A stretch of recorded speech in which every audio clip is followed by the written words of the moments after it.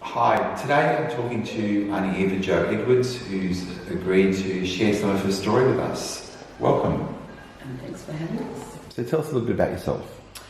My name's Eva Jo Edwards. I don't know. I have 6 children, 7 grandchildren, and I'm a Wurrung, Mutti Mutti, Yorta woman. So tell us a bit about your story.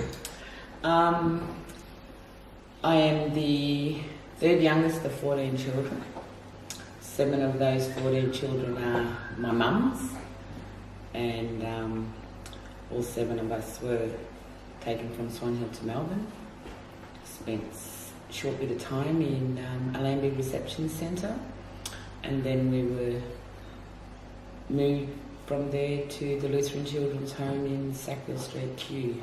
So under the Lutheran Children's Home, I was to spend the next 13 years of my childhood.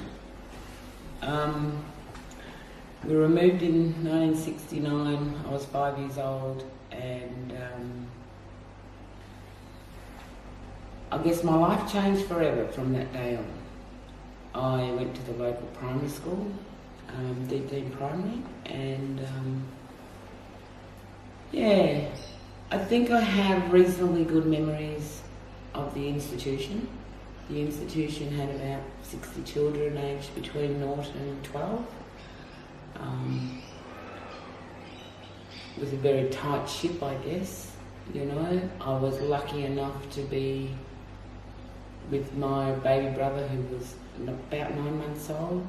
My little sister was 3, I was 5, and my older sister was 10. I guess not having grown up with family, with parents, with community, being part of language, culture, identity, non-existent. I was somebody that just existed. When you live in an institution that doesn't show you love or care or tell you that you don't amount to anything, you know, like we nurture our children. Those things are really hard to deal with when you become an adult. Isolation, abandonment, they're huge issues that I still deal with today. In 1975, the institution was shut down. So we were placed in family group homes, and I got to stay with my little sister. My little brother had been adopted out, so he came to live with us a little bit later. But I think that was another big life-changing thing in my life. You know, it was an opportunity to live in a family environment. But you know, my foster mum Margaret, I think a lot of who I am is also based upon how she raised me, and she was a pretty extraordinary woman in my life and a big influence in my life. So, and she too now has passed on. But that was interesting, and I think when we moved into these family group homes, it was probably when I first probably encountered huge racism. Moving schools, going from Deep Primary to Box Hill Primary. And I think for me, that was a bit hard.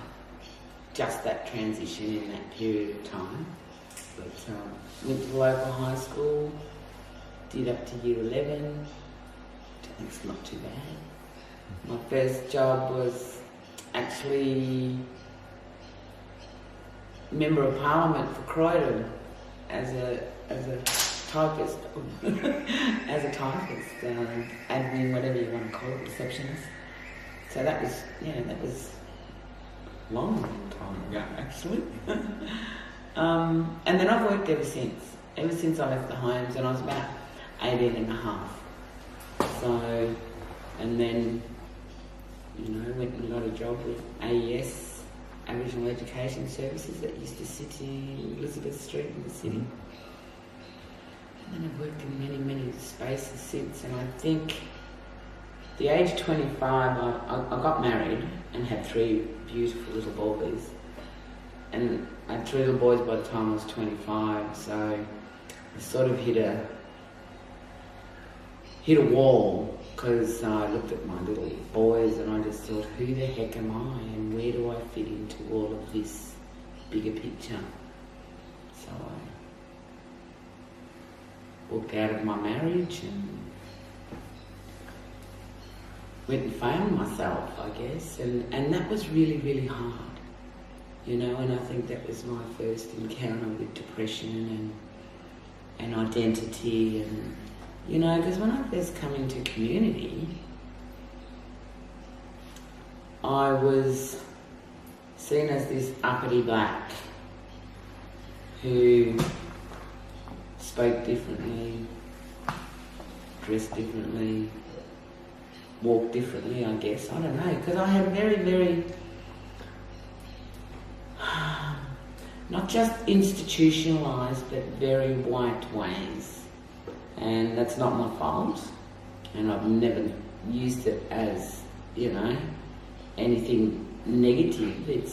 I was happy with who I was. So I struggled with acceptance, and that's where this acceptance stuff came, in the sense of not being accepted in my community, but also struggling with acceptance in my non-Aboriginal community, in the white community. So I'm sort of, caught in this washing machine, if that's what you want to call it, because who am I supposed to be? So a lot of doors were always closed in my face, and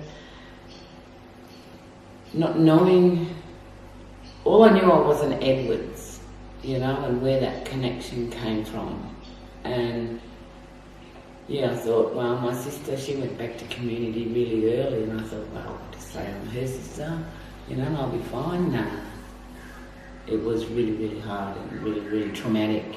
And over my years of my passion for stolen generations, it's a common thing for us that were raised institutionalised and raised in foster care, and even those of us that were adopted. I think there was a long time our mannerisms were really, really different. But, I guess I am who I am, and you either love me or hate me, and that's okay. I don't need to be liked by everybody. And I think, so my journey for community has been really, really hard. But now probably took about 20 years, to be honest, to be actually concreted, to be part of, something that should have been mine rightfully as within my birthplace as an Aboriginal child. So how has history impacted on you and your family? The impacts of my removal and my institutionalisation has impacted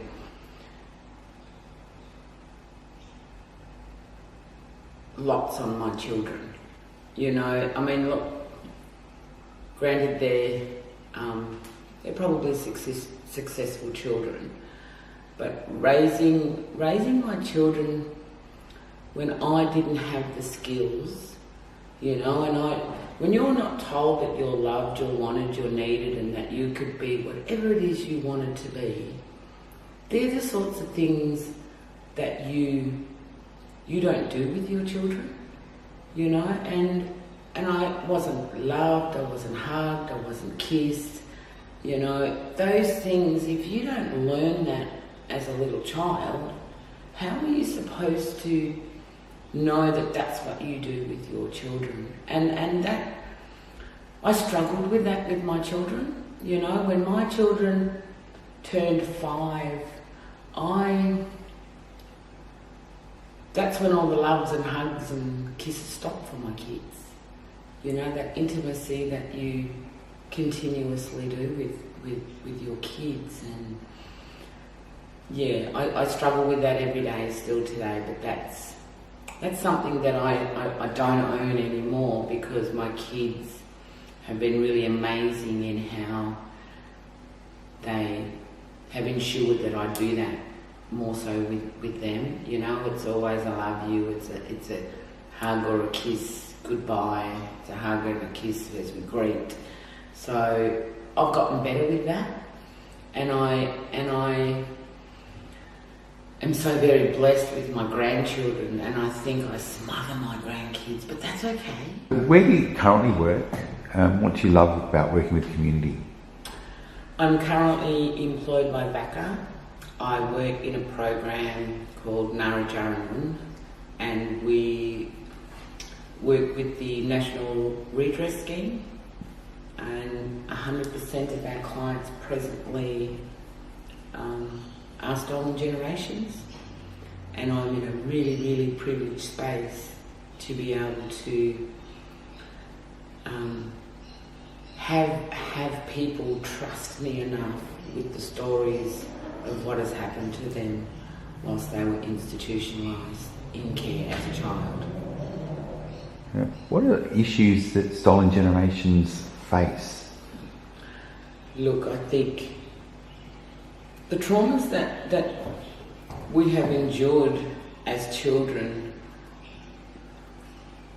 the mental health issues, you know, incarceration, high incarceration rates, alcohol, drug, addictions. I think, I don't know how to explain it actually. When being, I guess, looking at myself and my clients, I think there is so many underlying and layers of, you know, of traumas that we've had to deal with. That sense of belonging, that wanting, that identity of Aboriginality and loss of community, loss of family, connection to country, our language, being raised in particular ways that knowing you were always different, you know, that there was something in here that didn't make us white with the assimilation process of wanting to raise us in a white world, I guess. But the biggest issues, and I think it's probably within our community in general, is those things that I've mentioned, you know, the high incarceration rate, the mental health, but also the cycle of child removal. You know, a lot of us, due to, you know, being institutionalised, had never been given the skills to raise our children. So what's one stereotype that you would like to break about Aboriginal people? I think there's more than one, but I think first would be that you don't look Aboriginal. How can you be Aboriginal? You know, we are supposed to look a particular way, you know, and I think, I have grandchildren that are blonde-haired and blue-eyed. You know, it doesn't make them any less Aboriginal. So stereotyping, you know, what we should look at we should be as Aboriginal people. But also, you know, I guess there is so many more than one, but also the fact that Aboriginal people don't work. We're all on Centrelink. We're all in public housing. We're all alcoholics and addicts. And, you know, we as Aboriginal people, we're very smart, clever people, you know. We own our own homes. We, you know, are CEOs in our organisations. We have worked our entire lives. We do hold down great jobs, and I think they are the, you know, stereotypes that I, you know, would like to just let people know that, you know, I'm someone that's worked my entire life.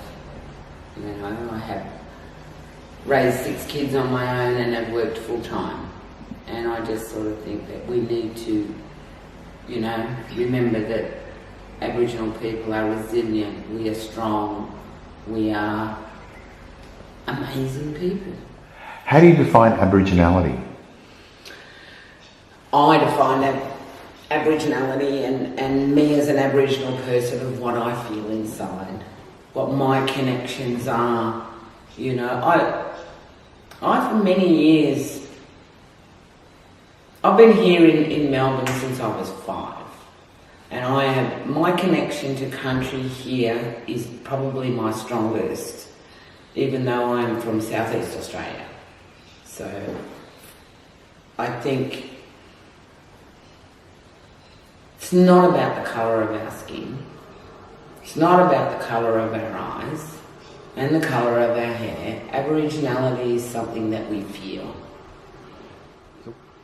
So what advice would you give someone who's just found out about their Aboriginality and wants to know more? Where should they start looking? Look,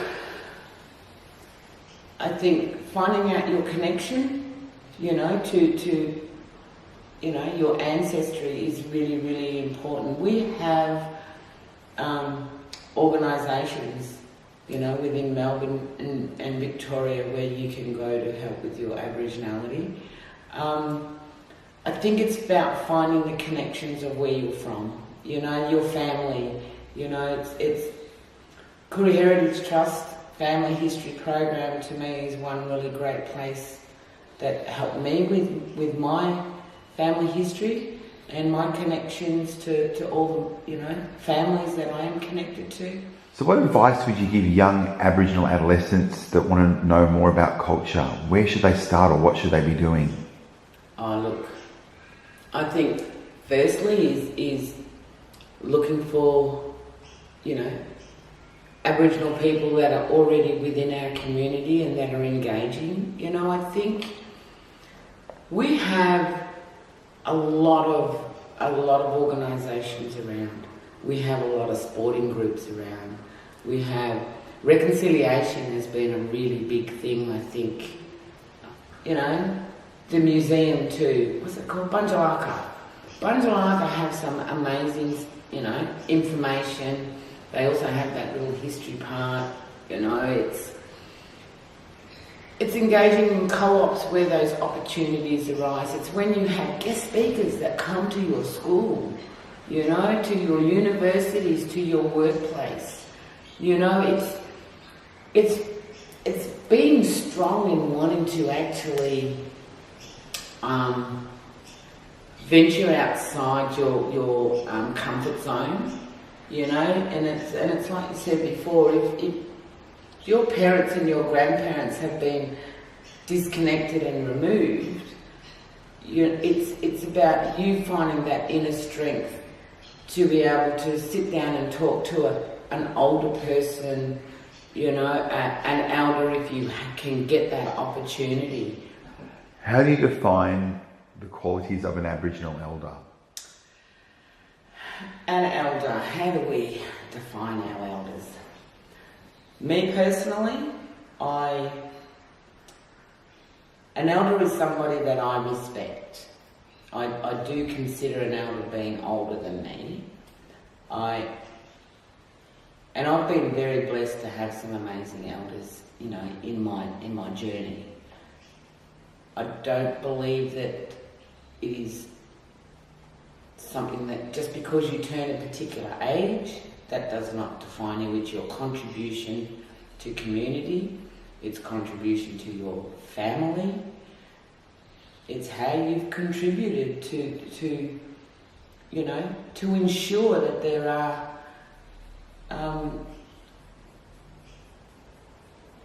good things that you've done. So what's the take-home message you would like people to actually walk away with?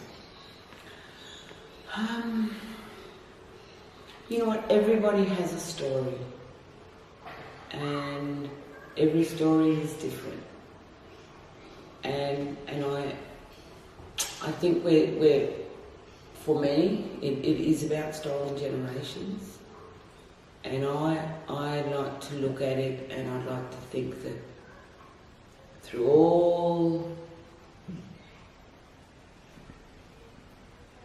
of what we have had to endure as children for choices that were made for us and placed us into positions. I would like to think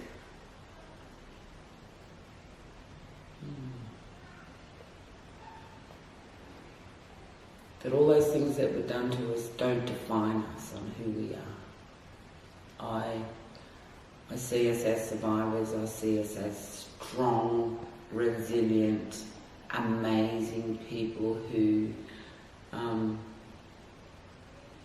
have had their backs against the wall and are still here to tell a story. Look, Aunty, thank you for agreeing to talk to us today. It's been a pleasure, as always, talking to you. So thank you very much. You're welcome. Yeah. Have a great day. Thank you.